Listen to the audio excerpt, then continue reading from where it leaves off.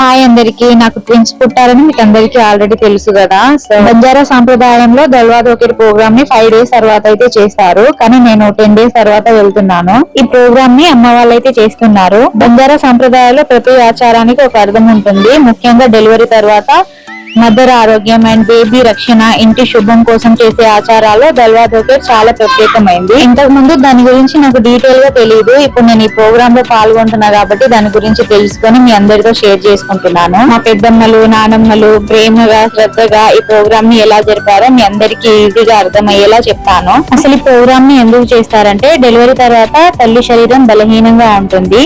బిడ్డ కూడా కొత్తగా ఈ లోకంలోకి వచ్చిన చిన్న ప్రాణం.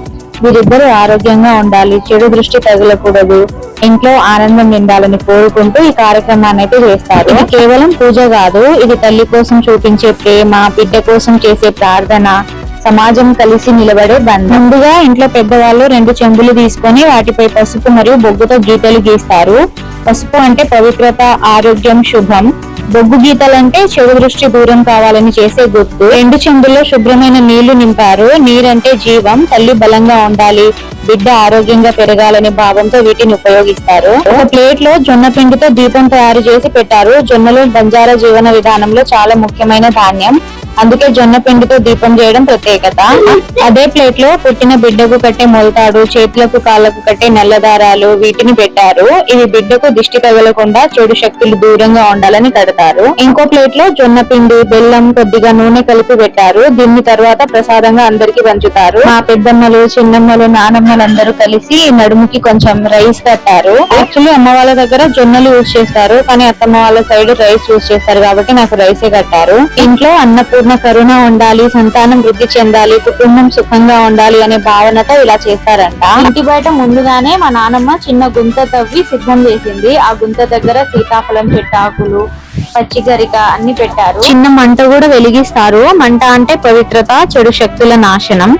ఆ గుంతలో నీరు పోసారు. కొందరు దీనిని భూమాత గర్భంగా భావిస్తారు. ఇక్కడ మా నానమ్మ గుంత తవ్వడానికి ఎంత కష్టపడుతుందో. వెదర్ కూడా చాలా కూల్ గా ఉండే, గాలి అయితే విపరీతంగా వీస్తుంది. అయినా కూడా వీళ్ళు ఇంత ఇంట్రెస్టింగ్ గా చేశారు ప్రోగ్రామ్ ని. యాక్చువల్లీ ఫ్లవర్స్ తో డెకరేషన్ చేసి బేబీస్ ని వెల్కమ్ చెప్పాలి అని అయితే ప్లాన్ చేసుకున్నాం, కానీ అదైతే కుదరలేదు. మేము రూమ్ లో లగేజ్ అంతా చదువుకొని రెడీ అయ్యి ఇంటికి వచ్చేసరికి చాలా చీకటి అయితే అయిపోయింది. అయినా కూడా ఈ ప్రోగ్రామ్ అయితే మిస్ చేయకుండా అందరూ కలిసి చాలా బాగా చేసేసారు.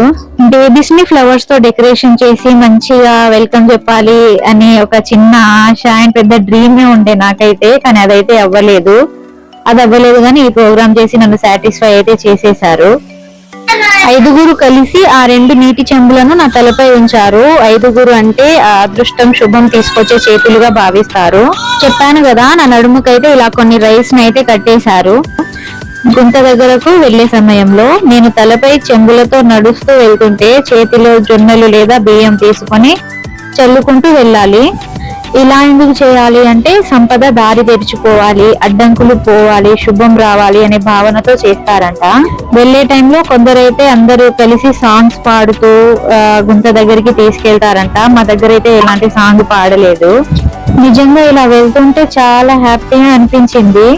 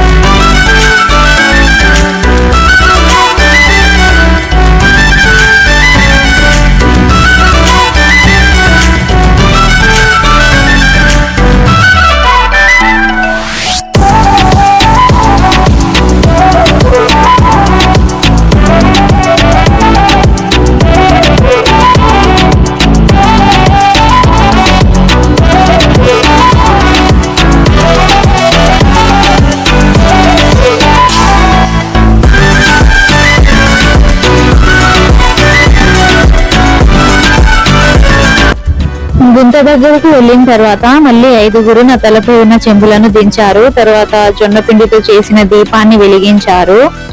దీపం వెలుగు అంటే చీకటి తొలగిపోవాలి, కొత్త జీవితం ప్రారంభం కావాలి, బిడ్డ జీవితం వెలుగుతో నిండాలి అనే భావంతో చేస్తారట. వెదర్ కూల్ ఉండి గాలి బాగా వేస్తుంది కాబట్టి అక్కడ దీపం వెలిగించడానికి, మంట వెలిగించడానికి చాలా కష్టపడుతున్నారు. ప్రోగ్రామ్ ని అమ్మ వాళ్ళ ఇంటి దగ్గర చేస్తున్నాం కాబట్టి 3 ఆడపడుచులు, మా అత్తమ్మ వాళ్ళందరూ కలిసి అయితే ఇంటి దగ్గరికి వచ్చారు. అందరూ కలిసి ఈ ప్రోగ్రామ్ ని లాస్ట్ వరకు సక్సెస్ఫుల్ గా కంప్లీట్ చేశారు. ఈ ప్రోగ్రాం ద్వారా నాకు ఒక విషయం అయితే బాగా అర్థమైంది. డెలివరీ అయిన తల్లి ఒంటరిగా ఉండకూడదు. కుటుంబం, పెద్దవాళ్ళు, సమాజం అంతా ఆమె వెంటే ఉంటారు. ఈ ఆచారం మనకేం చెప్తుందంటే తల్లిని గౌరవించాలి, బిడ్డను ఆశీర్వదించాలి, సంప్రదాయాలను నిలబెట్టాలి అని ఈ ప్రోగ్రాం ఉద్దేశం అని నాకైతే అర్థమైంది.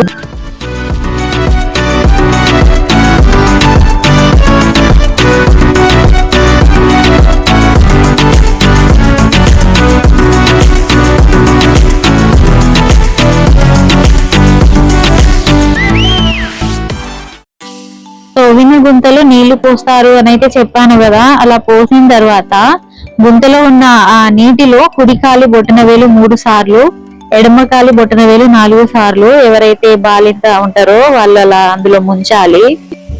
ఇలా ఎందుకు చేస్తారంటే ఇది శరీర శుద్ధి, దోష నివారణ, కొత్త జీవితంలోకి శుభ ప్రవేశం అనే భావనతో చేస్తారట. నన్ను డెలివరీ నుంచి ఎవరైతే నా దగ్గరుండి నన్ను చూసుకున్నారో వాళ్ళు కూడా అదే విధంగా చేయాలంట. ఎందుకంటే వాళ్ళు చేసిన సేవకు గౌరవం ఇవ్వడం కూడా ఈ కార్యక్రమంలో భాగమని చెప్తారు. సో నా దగ్గర ఉన్నది మా అమ్మే కాబట్టి మా అమ్మ కూడా అలా ఖాళీ బొటన వేళ్ళనైతే ఆ వాటర్ లో ముంచింది. అక్కడున్న పెద్దమ్మలు, చిన్నమ్మలు, నానమ్మలు, మాడపడుచు వాళ్ళందరూ వేమాత అనే దేవతనైతే మొక్కుతున్నారు. అందరూ అలానే మొక్కుతారంట.